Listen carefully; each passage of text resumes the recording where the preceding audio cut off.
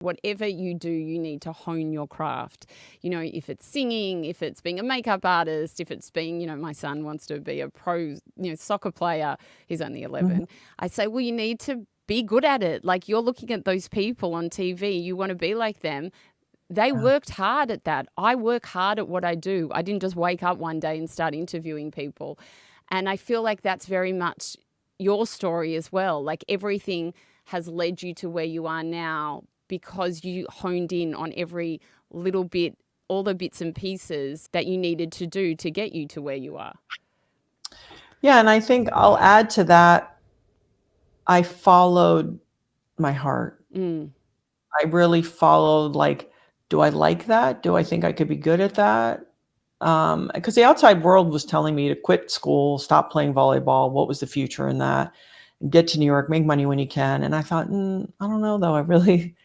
I feel good playing sports. I loved it. And so the other, I think for me, part of that is, and I totally agree, is we all have a whisper. It's interesting as a parent, our children have whispers that we don't hear, but they do.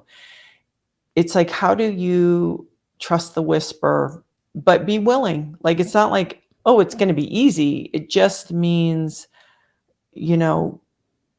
believing, and then being willing to not only show up, but, over deliver if it's asked. And it's like, how do you do things? You do them, all the way, all the time.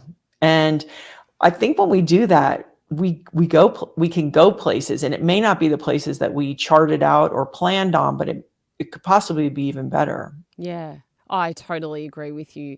Following my heart was the biggest thing I could ever do. And when I was in that producing role of the comedy podcast I used to produce, I loved it. And the guys were like hilarious.